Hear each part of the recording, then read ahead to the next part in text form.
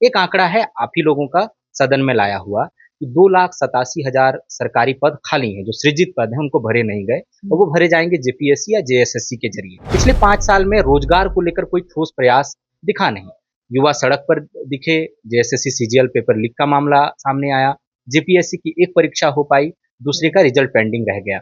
अब आप जब जा रही हैं तो आपको आक्रोश का सामना करना पड़ेगा। कितने लोगों का एज बढ़ गया, वो लोग फिर एग्जाम कभी दे ही नहीं पाए। नीचे से जो अभी पिछले पायदान पे है हमारा राज्य, पिछले राज्यों में। झारखंड में महिलाओं की सामाजिक, आर्थिक और राजनीतिक स्थिति में सुधार के लिए महुआ माझी व्यक्तिगत तौर पर क्या सोचती हैं? कुछ बड़ी घटनाएं भी घटी, दुमका का अंकिता हत्याकांड, बोरियो विधानसभा में रेबिका पहाड़ी हत्याकांड, इसके अलावा गैंगरेप की और जो घटनाएं हुई ग्रामीण इलाकों में, खासतौर पर जो आदिवासी इलाके हैं, ज्यादा देखा नहीं जाता था कि उस समाज में इस तरह की घटनाएं हों। आदिवासी महिला को निर्वस्त्र करके घुमाया गया, इस पर तो वो खामोश है। उनको तो अभी तक न्याय नहीं दे रहे हैं। अस्थिर करने का पूरा पूरा प्रयास भाजपा की तरफ से रहा।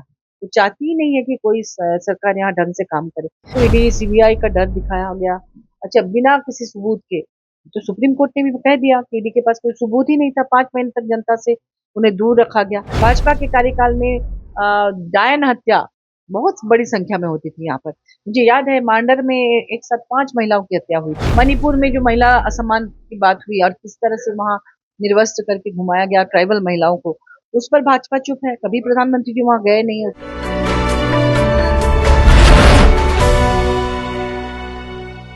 नमस्कार, द फोर्थ पिलर देख रहे हैं आप। झारखंड में विधानसभा चुनाव की सरगर्मी जो है वो तेज हो गई है। 13 और 20 नवंबर को मतदान होना है। सभी राजनीतिक दल अपनी अपनी तैयारियों में जुटे हैं। रांची विधानसभा सीट जो है बहुत दिलचस्प है। यहाँ पर 7वीं बार एक तरफ भारतीय जनता पार्टी ने सीपी सिंह को चुनावी मैदान में उतारा है, वहीं उनके सामने झारखंड मुक्ति मोर्चा ने राज्यसभा सांसद महुआ माझी को मैदान में उतारा है। महुआ माझी का परिचय केवल इतना भर नहीं है कि वो राज्यसभा सांसद हैं, बल्कि ये भी कि वो लेखिका हैं, साहित्यकार रही हैं, कई किताबें उनकी प्रकाशित हो चुकी हैं। इसी सीट पर वो 2014 और 2019 में भी सीपी सिंह के खिलाफ चुनाव लड़ी और कम मार्जिन से उन्हें चुनाव में शिकस्त का सामना करना पड़ा। लगातार तीसरी बार चुनावी मैदान में है। बातचीत करते हैं क्योंकि इस बार जो पिछले 3 महीने से खास तौर पर झारखंड की सियासत जो है वो महिला केंद्रित हो गई है।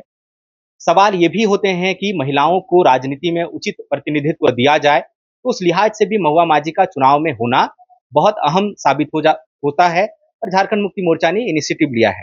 मैम, पहले तो बहुत स्वागत है आपका। धन्यवाद। मतदान को बहुत कम समय रह गया है। अपनी तैयारियों को लेकर और विधानसभा सीट पर जीत को लेकर कितनी आश्वस्त हैं? इस बार पूरी तरह से आश्वस्त हूँ, क्योंकि मुझे यहाँ जनता की सेवा करनी है। पिछले 30 वर्षों से यहाँ विधायक जी को यहाँ की जनता ने मौका दिया, लेकिन कहीं से भी एक भी उल्लेखनीय कार्य नहीं दिखता और जनता बहुत मायूस है, हताश है और वो बदलाव चाहती है। वो चाहती है कि कोई ऐसा व्यक्ति आए जिसके पास विजन हो, जो इससे कैपिटल की तरह संवारे। ये कैपिटल नहीं लगता और हमें इसको मेट्रो सिटी बनाना है। आपने देखा कि अभी हमारे माननीय हेमंत सोरेन जी ने रांची को एक फ्लाईओवर गिफ्ट किया। इतनी जल्दी वो उसका निर्माण कार्य पूरा हुआ। उन्होंने कहा हम 12 फ्लाईओवर देंगे। आज जाम के कारण लोगों की जिंदगी थम सी जाती है, तो ये सब कुछ देखना है। और आपने देखा होगा कि थोड़ी सी बारिश में कैसे कई इलाके जलमग्न हो जाता है, नालियों का पानी घर के अंदर आ जाता है, इतनी गंदगी, बदबू, मच्छर, प्लास्टिक का पूरा भंडार, मतलब कहीं से भी जो एक विधायक का कार्य होता है वो पूरा होता हुआ नहीं दिखता। तो मुझे लगता है कि अब समय आ गया है कि जनता बदलाव चाह रही है और हमने जो काम करके उनके बीच भरोसा जीता है और हमारी पार्टी ने माननीय हेमंत सोरेन जी ने जो जनता के लिए काम करके ये विश्वास दिलाया है कि अगर हेमंत है तो हिम्मत है। और जो सरकार हर वर्ग के लिए सोच रही है, तरह तरह की योजनाएं ला रही है, तो इससे भी बहुत ज्यादा लोगों में एक अच्छा मैसेज गया है। और और जी देखिए, आपने खुद जिक्र किया इस बात का कि वो 30 साल से यहाँ पर विधायक हैं, 7वीं बार चुनावी मैदान में हैं।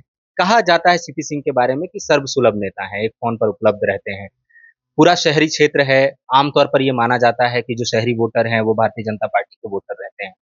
इन 2 मामलों को अगर देखें, एक शहरी इलाका, दूसरा सीपी सिंह की जो छवि है, उस आधार पर कितनी बड़ी चुनौती मानती हैं आप? क्योंकि इस सीट पर 2 बार आपका हो चुका है उनसे मुकाबला। देखिए, जनता के पास सर्वसुलभ होना अच्छी बात है, लेकिन मिलके सिर्फ आश्वासन देने से नहीं होता है ना, काम भी करना पड़ता है। काम तो नहीं हुआ ना, जिस चीज के लिए जनता उन्हें चुनी है, आप उसे नहीं कर रहे हैं, आप सिर्फ उनसे मिल रहे हैं। उनके यहाँ पूजा में जा रहे हैं, उनके यहाँ कुछ फंक्शन हो रहा है जा रहे हैं, तो हम चाहते हैं कि उसमें काम भी होना चाहिए। और काम हमने करके दिखाया है। अभी पिछले 2 साल से मैं राज्यसभा में हूँ और 1.5 साल से लगभग मेरा काम आरंभ हुआ। इतने कम समय में जरूरतमंदों के बीच इतना काम मैंने कर दिया, लोग हैरान है कि 1.5 साल में इतना काम कैसे किया। इसीलिए उस आधार पर जनता मुझे चुनेगी कि आप करके दिखाइए। और हमारे पास विजन है। मैं एक साहित्यकार हूँ, संस्कृति कर्मी हूँ, विमेंस कमीशन की चेयरपर्सन रही, मैं सोशियोलॉजिस्ट हूँ। सोशियोलॉजी से ही मैंने एमए पीएचडी नेट वगैरह की। तो ये अलग अलग फील्ड से मैं पूरे देश दुनिया में गई हूँ। अमेरिका की शिकागो यूनिवर्सिटी ने बुलाया, लंदन के हाउस ऑफ लॉर्ड्स में अवार्ड मिला। तो ऐसे करके अलग अलग कंट्रीज, हमारे देश के भी अलग अलग जगहों पे बड़े बड़े लोगों के साथ उठना बैठना, उनको सुनना जानना देखना, ये सब करने के बाद जो मेरे पास जो विजन आया है, उसको उसमें अच्छी चीजों को लेकर मैं अपने शहर का डेवलपमेंट करना चाहती हूँ। जैसे आपने डेवलपमेंट की बात बार-बार दोहराई, आप जब जनता के बीच जाएँगे, तो ज़ाहिर-सी बात है कि आप विधायक की नाकामियाँ गिनाएँगे, लेकिन वो आपसे सवाल पूछेंगे कि सरकार आपकी है, राजधानी ये है, मुख्यमंत्री और तमाम सरकारी और प्रशासनिक अमला जो है यहीं पर रहता है। तो वो पूछेंगे कि आपकी तरह से विकास क्या हुआ? अगर एक कांटाटोली फ्लाईओवर को देखा जाए, वो भी बहुत लंबे समय से लंबित था। 2013-14 से ही हम बनते देख रहे थे, उसे पूरा होने में देरी हुई, पानी तो शहर में भरा ही। तो कई बार आम पब्लिक जो है डिफरेंशिएट करेंगे नहीं विधायक के काम से, वो सरकार से सवाल पूछेंगे। और आप जब जा रही हैं चुनावी मैदान में तो केवल एक प्रत्याशी के तौर पर नहीं, सरकार के नुमाइंदे के रूप में जा रही हैं। तो कैसे उन लोगों को कन्विंस कर पाएँगे कि आप बेहतर मैं करें? बताती हूँ। देखिए, ये जो शहर की सूरत बिगड़ी है, ये अभी की बिगड़ी हुई नहीं है, ये वर्षों से बिगड़ी हुई है। जैसे मैं बता रही हूँ कि जो आप जाएंगे जितने भी इलाके हैं, मधुकम, इरगू टोली, इधर चुटिया वगैरह, जो भी घनी बस्ती जो इलाके हैं, वहां पर आप देखेंगे कि सड़क इतना ऊंचा हो गया है और जो मकान है वो इतने नीचे हैं। और जो नालियां बनी है, कुछ देर नाली है फिर नहीं है, फिर टूटी हुई है, फिर और सो नालियों का पानी घर के अंदर, घर का पानी बाहर नहीं निकलता है, सड़क का पानी और नालियों का पानी अंदर जाता है। ये किस लिए हुआ है? हर साल सड़कें बनती हैं, जो बनती है तो नियम है कि इसको उखाड़ के फिर से नए सिरे से बनाना है। यहाँ क्या होता था, जो जनप्रतिनिधि थे वो उसी के ऊपर पतला पतला लेयर डालते चले जाते थे, जिसकी वजह से सड़क इतना ऊंचा हो गया। तो ये अभी का प्रॉब्लम नहीं है, पहले से क्रिएटेड प्रॉब्लम है। तो ये जो आपको पता होना चाहिए कि पिछले जब 2000 साल में झारखंड बना, 24 साल के अंदर 17-18 साल भाजपा की सरकार रही। हमारी सरकार आई तो तुरंत कोविड आ गया, 2 ढाई साल तो कोविड के भेंट चला गया, उनको ठीक से काम नहीं करने दिया गया, कितना तरह से प्रॉब्लम क्रिएट किया गया, जेल भेजा गया मुख्यमंत्री को, इस तरह से कर किया गया। तो हार्डली हमारी सरकार को 2 से ढाई साल काम करने का मौका मिला, बाकी साल तो उनका रहा। उनके 7 सांसद रहे भाजपा के, हमने गिना था कि कितने सांसद है, लगभग 7 सांसद रांची से। उसके बाद एक विधायक, मेयर, डिप्टी मेयर। जो विधायक जी थे वो मेयर, नगर विकास मंत्री भी थे, वो पहले स्पीकर भी थे। फिर उनके पास, उनकी मेयर डिप्टी मेयर, मतलब कितना बड़ा फंड उनके पास, कितनी ताकत होती है। इतने सारे उनके पार्षद रहे, डबल इंजन की सरकार रही, उनके अपने मुख्यमंत्री कई कई रहे। 2000 साल से लेके 2000 माने 17-18 साल तक उनके कई मुख्यमंत्री रहे। और इसके बावजूद अगर शहर की ये हालत रही, तो इसमें आप दोष किसको देंगे? जनप्रतिनिधि को देंगे ना। जितने 18 साल की आप बात करें, हाँ, उसमें कई बार ऐसा भी हुआ है कि झारखंड मुक्ति मोर्चा और बीजेपी ने मिलकर सरकार बनाई या कई बार राष्ट्रपति शासन रहा उन 18 वर्षों में, कई बार झारखंड मुक्ति मोर्चा की सरकार रही कम समय तक 13 महीने, 14 महीने। आप मानती हैं मतलब राजनीति से इतर भी कि जो झारखंड में राजनीतिक अस्थिरता रही है, वो भी एक वजह रहा झारखंड में ढंग से विकास नहीं हो पाने? अस्थिरता भी रही और अस्थिर करने का पूरा पूरा प्रयास भाजपा की तरफ से रहा। वो चाहती ही नहीं है कि कोई सरकार यहाँ ढंग से काम करे। जब माननीय मुख्यमंत्री जी ने ढंग से काम करना शुरू किया, तो ईडी सीबीआई का डर दिखाया गया। अच्छा, बिना किसी सबूत के, तो सुप्रीम कोर्ट ने भी कह दिया कि ईडी के पास कोई सबूत ही नहीं था, 5 महीने तक जनता से उन्हें दूर रखा गया। अगर भाजपा चाहती कि यहाँ का डेवलपमेंट हो, तो वो क्या करती, कोयले की रॉयल्टी का 1,36,000 करोड़ वापस कर देती, क्योंकि इसकी मांग लगातार मुख्यमंत्री जी केंद्र सरकार से कर रहे हैं। अगर इतनी बड़ी राशि आ जाती तो एक भी महिला बेरोजगार नहीं रहती, एक भी युवा बेरोजगार नहीं रहते, इंफ्रास्ट्रक्चर डेवलप करता, टूरिज्म डेवलप करता। तो ये आप जब देने की बात आती है तब नहीं देते हैं। इलेक्ट्रिसिटी के लिए कितना यहाँ पर, बिजली के लिए किल्लत और कितनी सरकार की बदनामी हो रही थी। उन दिनों जानबूझकर सरकार वहां से बिजली रोक दी, और जो कि बकाया पिछली सरकार का था, भाजपा की सरकार का था। और आप इधर अडानी पावर प्लांट बनाते हैं झारखंड से, नियमतः 25% बिजली स्टेट के लिए जाता है, आप नहीं दिए। आप उधर बेच रहे हैं, आप स्टेट की जमीन ले रहे हैं, यहाँ पॉल्यूशन दे रहे हैं, जिस संसदीय सीट में अडानी पावर प्लांट है, उसके जो सांसद हैं निशिकांत दुबे, उनसे भी ये सवाल किया गया था कि भाई आप जो 25% आपको यहाँ देना था, आप दे नहीं रहे। उन्हें कहा कि राज्य सरकार ने अपनी तरफ से कोई पहल नहीं की, एक चिट्ठी उनकी तरफ से नहीं आई कि हम इसको इम्प्लीमेंट करें। देखिए ऐसा नहीं है। राज्य सरकार क्यों नहीं चाहेगी? जब बिजली की किल्लत है, तो लगातार राज्य सरकार प्रयास कर रही थी। ये गलत है। हाँ। एक सवाल, आप महिला प्रत्याशी के तौर पर राजधानी जैसी जगह पर चुनावी मैदान में उतरना सुखद है, लेकिन पिछले 5 साल में जब से आपकी सरकार बनी है, विपक्ष जो है 3 मामलों को लेकर सबसे ज्यादा हमलावर रहा सरकार पर। भ्रष्टाचार, महिला सुरक्षा और रोजगार। महिला सुरक्षा की बात करेंगे, वो लोग एनसीआरबी के आंकड़े गिनाते हैं। कुछ बड़ी घटनाएं भी घटी, दुमका का अंकिता हत्याकांड, बोरियो विधानसभा में रेबिका पहाड़ी हत्याकांड, इसके अलावा गैंगरेप की और जो घटनाएं हुई ग्रामीण इलाकों में, खासतौर पर जो आदिवासी इलाके हैं, ज़्यादा देखा नहीं जाता था कि उस समाज में इस तरह की घटनाएँ हों। आप जब जाएँगी, ना केवल रांची में ही बल्कि आप पूरे प्रदेश में जहाँ जाएँगी, एक महिला होने के नाते जो स्टूडेंट्स हैं वगैरह आपसे सवाल पूछेंगे। उन आरोपों से और उसकी बेहतरी के लिए क्या आपके पास प्लान आगे है, जवाब क्या है? अ, देखिए महिलाओं पर कभी भी कोई सरकार नहीं चाहती कि उनके राज्य में, उनके कार्यकाल में महिलाएं असुरक्षित रहें। अगर आप भाजपा के कार्यकाल की बात करें, तो मैं चूँकि महिला आयोग में भी अध्यक्ष रह चुकी हूँ, मुझे पता है कि महिला तस्करी अपने चरम पर थी। पन्नालाल नाम के तस्कर हुआ करते थे, जिन्होंने लगभग 15,000 लड़कियों की तस्करी की थी और वो जेल में भी। तो प्लेसमेंट एजेंसियाँ खुल गई थी ढेर सारी, जैसे जो गरीब इलाके हैं थोड़ा सिमडेगा, गुमला, इन इलाकों की लड़कियों को ले जाते थे। आप उस समय का अखबार उठा लीजिए, बस स्टॉप में, रेलवे स्टेशन में दलाल लोग 30-30, 40-40 लड़कियों के झुंड को लेकर नौकरी देने के नाम पर ले जाते थे असम, चंडीगढ़, दिल्ली। तो और वहाँ ले जाके उनसे बहुत तरह का शोषण होता था काम के नाम पर। इन सबको तो माननीय हेमंत सोरेन जी ने रोका और उनको वापस लाया, लाके उन्हें सम्मानजनक रोजगार से जोड़ा। अभी मैया सम्मान योजना ऐसे लोगों के लिए है कि वो अपने राज्य में कुछ उनको सपोर्ट मिल जाए, आर्थिक सपोर्ट, ताकि वो अपने पैरों पर खड़े हों। उनके लिए कितने सारे लोन की व्यवस्था कर दी। ये तो महिला सुरक्षा का ही आधार है ना। भाजपा के कार्यकाल में डायन हत्या बहुत बड़ी संख्या में होती थी यहाँ पर। मुझे याद है मांडर में एक साथ 5 महिलाओं की हत्या हुई थी, एक ही गाँव की, वो डायन के नाम पर। ये सब देखिए कोई घटना का अभी आप सुनेंगे नहीं। कुछ घटनाएँ जब होती हैं तो दुखद है, नहीं होना चाहिए और प्रशासन को तुरंत ऑर्डर किया जाता है कि अविलंब अपराधी को गिरफ्तार किया जाए, तब गिरफ्तार किया जाता है। अगर आप कहें तो इस तरह की घटना अभी मणिपुर, भाजपा तो अभी है केंद्र में, मणिपुर में जो महिला असम्मान की बात हुई और किस तरह से वहाँ निर्वस्त्र करके घुमाया गया ट्राइबल महिलाओं को, उस पर भाजपा चुप है। कभी प्रधानमंत्री जी वहाँ गए नहीं, उस पर कुछ बोले नहीं। हम लोग गए, पूरा प्रतिनिधिमंडल, हम लोग इंडिया अलायंस की तरफ से, वो लोग अभी तक वो जल रहा है मणिपुर, वहाँ तो कुछ नहीं बोल रहे हैं। आप झारखंड से तो कई सौ गुना वहाँ पर अशांति फैली हुई है, लेकिन उसमें आप चुप हैं। हर जगह उत्तर, वहाँ का आंकड़ा उठा के देख लीजिए, वहाँ भी बहुत तरह का क्राइम है। यहाँ की सरकार कंट्रोल कर रही है, वो चाहती है कि ना हो। आप हिमंता बिश्व शर्मा जी जो असम के मुख्यमंत्री हैं, झारखंड में आके लगातार इन विषयों पर मुद्दा उठा रहे हैं। उनसे आप पूछिए कि आपके स्टेट में, असम में, झारखंड से कितने आदिवासी रह रहे हैं? आज से नहीं, उनकी 4-5 पीढ़ी पहले से, जो कि वहाँ असम में पहले जंगल हुआ करता था, उसे काट कर चाय का बागान बनाया उन्होंने। वहाँ की इकोनॉमी में उनकी बहुत बड़ी भूमिका है। और वहाँ पर जो आदिवासी हैं, वो स्पेशल ट्राइब का दर्जा के लिए वहाँ खूनी संघर्ष होता है। सालों से संघर्ष चल रहा है। वो सिर्फ मांग कर रहे हैं कि उन्हें स्पेशल ट्राइब का दर्जा मिले, ताकि स्पेशल आर्थिक पैकेज हो, उनका डेवलपमेंट हो। वहाँ आदिवासी महिला को निर्वस्त्र करके घुमाया गया। इस पर तो वो खामोश है, उनको तो अभी तक न्याय नहीं दे रहे हैं। और आप यहाँ आके यहाँ छोटी-छोटी घटनाओं पर सरकार को घेरने की कोशिश कर रहे हैं। तो मेरा कहना ये है कि वहाँ हो रहा है तो यहाँ हो, ऐसा हम नहीं कहते। हम चाहते हैं कि पूरे देश में महिलाओं पर अत्याचार बंद हो, पूरे देश में महिला सुरक्षा बढ़े और हमारी सरकार इसके लिए बहुत कटिबद्ध है। वो लगातार काम कर रही है और इसके लिए हम लोग भी प्रयास करेंगे कि भविष्य में इस तरह की घटनाओं की पुनरावृत्ति ना हो।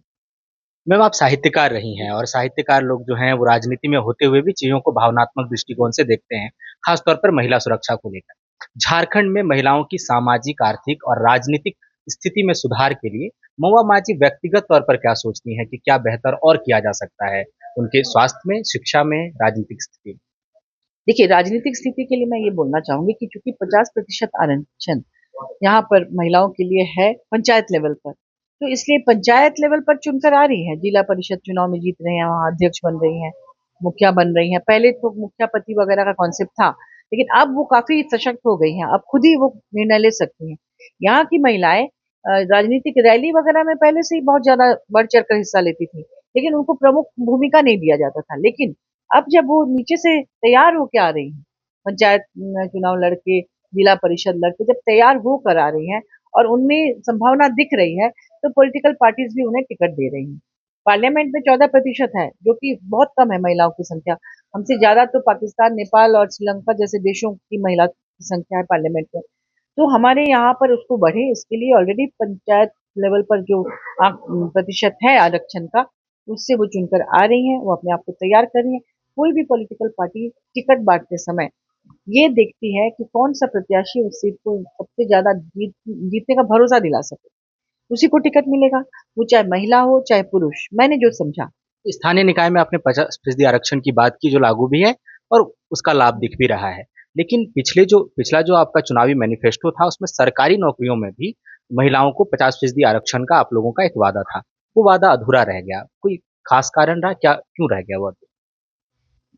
देखिए, केंद्र में आरक्षण को लेकर हम लोगों ने काफ़ी पार्लियामेंट में भी इसको लेकर हम लोगों ने अपना पक्ष रखा, बार-बार हम इस पर बोलते रहे और अभी जो आरक्षण की बात हुई 2029 के बाद की बात हुई कि जब वो जनगणना वगैरह फिर से हो जाएगा, आरक्षण हो जाएगा उसके बाद। तो ये चूँकि केंद्र का हस्तक्षेप होता है इसमें, इसलिए राज्य सरकार अपने मन से सब कुछ नहीं कर सकती।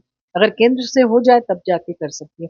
हम लोग चाहते हैं कि केंद्र इसका निर्णय जल्द से जल्द ले। जैसे बिहार में सरकारी नौकरियों में बिहार सरकार जो नीतीश कुमार गठबंधन की सरकार ही जब चला रहे थे वो आरजेडी और हुँ। कांग्रेस के साथ वो 50% आरक्षण लेके आए। बड़े पैमाने पर महिला दरोगाओं की बहाली हुई, शिक्षिका को बहाली हुई। आप लोगों का भी वादा था यहाँ पर। क्या वजह रही? क्या लोगों ने अचड़न महसूस की कि उसको लागू किया जा सकता था यहाँ 50% आरक्षण महिलाओं को सरकारी नौकरी में? देखिए, विरोध यहाँ पर विरोध की राजनीति बहुत ज़्यादा आपने देखी है जिस तरह से माननीय हेमंत सोरेन जी ने अभी सरना धर्म कोड जिसकी माँग थी, उसको तो पारित कर दिया लेकिन वो लटक गया। उसी तरह से 1932 खतियान आधारित स्थानीय नीति उसे भी पारित किया, वो भी लटक गया। तो कोई कानून बनाने के लिए या उसे पारित करने के लिए पक्ष-विपक्ष दोनों की सहमति की ज़रूरत होती है। तो यहाँ पर अभी जब से सरकार बनी पहले तो कोविड के चलते 2 ढाई साल ऐसे ही बर्बाद हो गए। उसके बाद काम करना शुरू किया, सब कुछ पाइपलाइन में आने लगा। उसके बाद इतना तंग किया गया ईडी, सीबीआई कि 5 महीने तक उनको दूर ही रखा गया। हो सकता है इन वजहों से ये डिले हुआ होगा, मैं जस्ट गेस कर रही हूँ। लेकिन आने वाले समय में चूँकि माननीय मुख्यमंत्री जी का ये सपना है कि अपने राज्य में चूँकि इतनी खनिज संपदा है, इतना समृद्ध राज्य है कि पूरे देश को हम कोयला, लोहा और हर चीज़ सप्लाई करते हैं, तो इसे हम लोग नीचे से जो अभी पिछले पायदान पे है हमारा राज्य, पिछड़े राज्यों में, उसको हम लोग नंबर 1 राज्य बनाएँगे और उस कड़ी में अभी जब नई सरकार हमारी बनकर आएगी, तो जो भी पाइपलाइन में है, जो भी वादे हैं, उसे पूरा करेंगे। वादे पॉलिटिकल पार्टीज़ करते हैं, लेकिन वो अगर उसको फुलफ़िल करना है तो कभी-कभी टाइम भी लगता है। माननीय हमारे प्रधानमंत्री जी ने 10 साल पहले कहा था, जब सरकार बनाने से पहले कि सबके अकाउंट में 15 लाख रुपए देंगे। क्या उन्होंने दिया? चुनावी वादे में तो लिखा था, लेकिन नहीं दिया। उसी तरह से उन्होंने कहा था 2 करोड़ युवाओं को नौकरी देंगे, नहीं दिया। तो अब पता नहीं वो प्रयास कर भी रहे हैं या नहीं कर रहे हैं, हमारी सरकार भी प्रयास कर रही है। आपकी सरकार को लेकर ये कहा जाता है कि 2019 में जब आप लोगों को स्पष्ट जनादेश मिला, उसकी बहुत बड़ी वजह थी रोजगार पर किया गया वादा। क्योंकि उस समय रघुवर दास की जो सरकार थी उसमें नियुक्तियों को लेकर जेपीएससी की कोई परीक्षा नहीं हो पाई थी, जेएसएससी सीजीएल नहीं हो पाया था। इसके अलावा जो पारा शिक्षक और संविदा कर्मियों को लेकर जो रवैया रहा, उसको लेकर आप लोगों ने वादा किया कि हम ये करने जा रहे हैं। पिछले 5 साल में रोजगार को लेकर कोई ठोस प्रयास दिखा नहीं। युवा सड़क पर दिखे, जेएसएससी सीजीएल पेपर लीक का मामला सामने आया, जेपीएससी की एक परीक्षा हो पाई, दूसरे का रिजल्ट पेंडिंग रह गया। अब आप जब जा रही हैं तो आपको आक्रोश का सामना करना पड़ेगा। कैसे विश्वास दिलाएंगी युवाओं को कि अगर आप लोग सत्ता में वापस आते हैं तो पहले 2-3 साल में आप रोजगार को लेकर ठोस पहल करने जा रहे हैं? बिल्कुल ये तो होना ही चाहिए और पिछले समय में पिछली सरकार के समय में तो एग्ज़ाम ही नहीं होते थे। अभी तो सरकार प्रयास करके एग्ज़ाम करा रही है, उसमें तो कितने-कितने साल बाद एग्ज़ाम के लिए लोग तरसते थे कि जल्दी से एग्ज़ाम हो जाए। कितने लोगों का एज बढ़ गया, वो लोग फिर एग्ज़ाम कभी दे ही नहीं पाए। इस सरकार ने प्रयास किया कि एग्जाम हो, लेकिन कुछ षड्यंत्रकारी है जो कि पेपर लीक और इन मुद्दों में जुड़े रहते हैं और सरकार को बदनाम करते हैं। उनसे बचने के लिए आपने देखा होगा कि 2 दिन के लिए एग्जाम के समय में इंटरनेट तक को सरकार ने बंद करा दिया, जो वो नहीं चाहती थी, क्योंकि इससे सरकारी कामकाज में भी दिक्कतें आती हैं। लेकिन उन षड्यंत्रकारियों से बचने के लिए इंटरनेट बंद करने के बावजूद फिर बातें आने लगी कि नहीं, लीक हुआ है, लीक हुआ है। तो ये एक बहुत बड़ा, मुझे लगता है कोई ऐसे षड्यंत्रकारी ग्रुप है जो सरकार को बदनाम करने के लिए एक साजिश रच रही है। हम लोग चाहेंगे कि ऐसे लोगों को पकड़ा जाए और भ्रष्टाचार मुक्त और इस तरह से साजिश मुक्त एग्जाम हो, ताकि युवाओं को साथ न्याय हो सके। और मैं पर्सनली बता रही हूँ, अगर मुझे इस तरह की कोई जिम्मेदारी मिली तो मैं अपनी सरकार के साथ मिलकर सबसे पहले युवाओं को रोजगार देने का काम करूंगी। वैसे माननीय हेमंत सोरेन जी ने जो मुख्यमंत्री रोजगार सृजन योजना लाया है वो युवाओं के लिए है, क्योंकि सरकारी नौकरी सबको नहीं मिल सकता, या फिर जो लोग उस तरह से क्वालिफाई नहीं किए हैं वो भी नहीं जा सकते। इसमें 25,000 तक का लोन दे रही है सरकार, और उसमें आप 25 लाख तक का लोन दे रही है, और उसमें सब्सिडी भी बहुत ज्यादा है। जैसे मान लीजिए, अगर 15 लाख का आप लोन ले रहे हैं तो लगभग 6 लाख रुपया सरकार अपनी तरफ से भर रही है, उसको मौका दे रही है। तो आप अगर व्यवसाय में आना चाहते हैं किसी भी तरह का, तो 25 लाख की राशि आप लोन लेकर सब्सिडी रेट पर, और सरकार अपनी तरफ से माफ भी करेगी, आप रोजगार से जुड़ सकते हैं। निश्चित तौर पर स्वरोजगार के क्षेत्र में हाँ, आपकी सरकार ने उल्लेखनीय काम किए। मुख्यमंत्री रोजगार सृजन और योजना इसमें हो। एक और चीज़ है, मैं बता रही हूँ। जैसे अगर महिलाओं की बात करें, तो उनको जो स्किल डेवलपमेंट वगैरह करा के लोन उनको भी दिया जा रहा है कि आप लोन लेकर और काम करें। पहले मार्केटिंग की दिक्कत आती थी कि भाई वो बना तो लेंगी, लोन भी मिल जाएगा, लेकिन उसको कहाँ बेचने जाएंगी, गांव देहात से या इधर-उधर से। इसके लिए एक पलाश ब्रांड लॉन्च किया, कि सरकार एक ब्रांड नेम दे रही है उनको, और सहयोग कर रही है कि उनको जनता तक, लोगों तक, लाभुकों तक पहुंचाने का। और आप देखेंगे दिल्ली और तमाम जगहों में जो एग्जीबिशंस होते हैं, यहाँ के प्रोडक्ट जाते हैं। ये जो झारक्राफ्ट वगैरह में जो डोकरा का ब्रास का बनाते हैं ये लोग, ये सब बहुत अच्छा मार्केट है। अभी सोहराय पेंटिंग से किए हुए बेडशीट्स, उनकी साड़ियाँ, उनके ड्रेसेस पूरे देश में उसकी मांग है। तो इनको आगे बढ़ाने में हमारी सरकार की बहुत बड़ी भूमिका है। कुटीर शिल्प को आगे बढ़ाने में बहुत बड़ी भूमिका है, तो उसको देख नहीं पा रहे हैं। इस तौर पे देखिए, आप लोगों का जो है प्लास ब्रांड की बात आपने की, जेएसएलपीएस के जरिए जो गांव में महिलाओं को ऋण दिया जा रहा है वो है, मुख्यमंत्री रोजगार सृजन योजना है। इसके अलावा कौशल प्रशिक्षण देकर मुख्यमंत्री प्रोत्साहन योजना भी आपको लाए थे। सवाल ये उठता है, जो जो ग्रेजुएट और पोस्ट ग्रेजुएट स्टूडेंट जो प्रतियोगी परीक्षा की तैयारी कर रहे हैं, एक आंकड़ा है आप ही लोगों का सदन में लाया हुआ कि 2,87,000 सरकारी पद खाली हैं, जो सृजित पद हैं उनको भरे नहीं गए, और वो भरे जाएंगे जेपीएससी या जेएसएससी के जरिए। जेएसएससी सीजीएल की परीक्षा का परिणाम जो है वो अटक गया, क्योंकि आदर्श आचार संहिता लग गई। तो कहा कि देरी सरकार को नहीं करनी चाहिए थी परीक्षा लेने में। जेपीएससी सिविल सेवा जो 11वीं जेपीएससी का, उसकी मुख्य परीक्षा का परिणाम लटक गया, क्योंकि समय पर रिजल्ट नहीं आ सका। तो इसको लेकर युवाओं में एक सवाल है, और एक बड़ा वोट भी है वो। नए मतदाता 4 लाख तो महिलाएं ही, लड़कियां ही जुड़ी हैं। इन सवालों को लेकर कैसे आश्वस्त कर पाएंगी ग्राउंड में आपकी सरकार की, अगर हमें दूसरा मौका मिलता है तो अगली बार ये खामियां नहीं रहेंगी, हम शुरुआत से ही जुड़ जाएंगे। देखिए, माननीय मुख्यमंत्री जी इसको लेकर गंभीर हैं, और वो लगातार जो विभाग है उसको निर्देश देते रहते हैं कि इस तरह की गड़बड़ियां नहीं होनी चाहिए, क्योंकि पिछले समय से ही ये बहुत सेशन लेट लेट और इस तरह की गड़बड़ियां थी। धीरे धीरे उसको वो सही करने की कोशिश कर रहे हैं। हम सब लोग उनके साथ हैं। मैं भी चाहती हूँ व्यक्तिगत रूप से कि हमारे झारखंड के युवा बेरोजगार न रहे, समय पर उनके साथ उनका एग्जाम हो जाए। सब कुछ पहले की तुलना में मैं तो कहूंगी कि बहुत अभी लाइन पे आया है। आने वाले समय में ये बिल्कुल सही हो जाएगा, इतना मैं गारंटी दे सकती हूँ। मैया सम्मान योजना आप लोगों की बहुत महत्वाकांक्षी योजना है।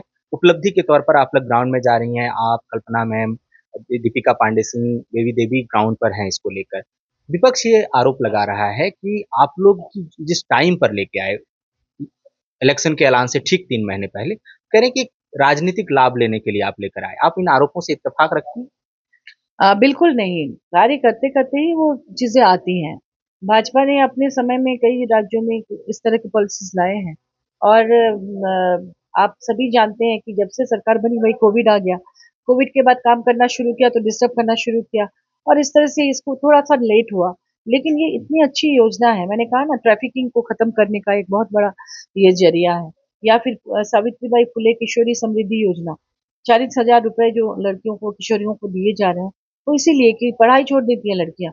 सरकारी स्कूल में फ्री है, लेकिन एक पर्टिकुलर 8-9 के बाद लड़कियां पढ़ाई छोड़ के वो दूसरे राज्यों में चली जाती है काम करने के लिए।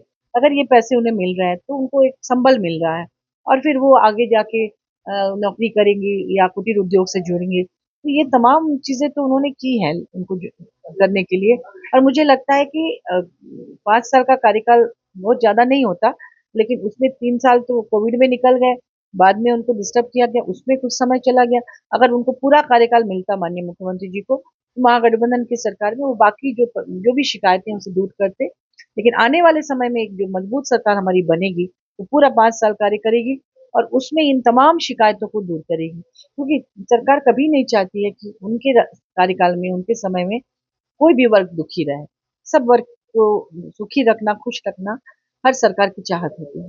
मैया सम्मान को लेकर ही एक दावा वो लोग ये भी करते हैं कि जो राशि आपने बढ़ाई, कैबिनेट में ये क्या कि दिसंबर से हम 2500 देंगे। वो कह रहे हैं कि गोगो दीदी योजना का जो हम फॉर्म भरवाना हमने शुरू किया और उसमें जो 2100 रुपए का वादा किया, उस दबाव में उन्होंने राशि बढ़ाई, अन्यथा नहीं बढ़ा। देखिए, भाजपा वादे करती है, लेकिन झूठे वादे करती है। 15 लाख रुपए अकाउंट में डालने की बात तो 10 साल पहले भाजपा कर चुकी थी, उन्होंने दी नहीं। तो वो अपने वादे से हमारे वादों की तुलना नहीं करें। हमारी सरकार जो कहती है वो करती है, करके दिखाती है। आपने देखा कि वो जैसे ही बोले तुरंत उन्होंने चालू भी कर दिया, और 2500 रुपए दिसंबर में सबके अकाउंट में आना भी शुरू हो जाएगा। तो उनको तुलना नहीं करनी चाहिए हमें।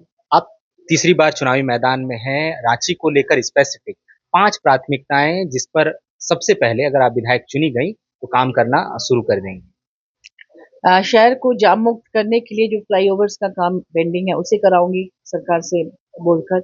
और दूसरी बात, यहाँ पर जो जल जमाव है उस पर तकनीकी आधार पर उसकी खामियों को देखूंगी, क्योंकि ये पठारी इलाका है, कायदे से पानी को नीचे उतर जाना चाहिए था, लेकिन जो सड़क ऊंचा ऊंचा ऊंचा करके घरों को नीचा कर दिया गया, तो ये जो समस्या है इससे लोग बहुत ज्यादा परेशान हैं।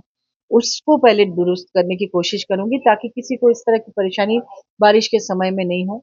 यहाँ गंदगी बहुत सारे इलाकों में इंटीरियर में है, जहाँ पॉलीथीन का पहाड़, तो मच्छर, ये सब काम जनप्रतिनिधियों का है जिसको कर लेना चाहिए था, नहीं किया। हर बार उधर से चिकनगुनिया, डेंगू की खबरें आती हैं सिर्फ गंदगी की वजह से। तो उनको पैनी नजर रखनी चाहिए। अगर नगर निगम है तो नगर निगम उनके आदेश से भी चलता है, नगर निगम को बोल के साफ करवाना चाहिए।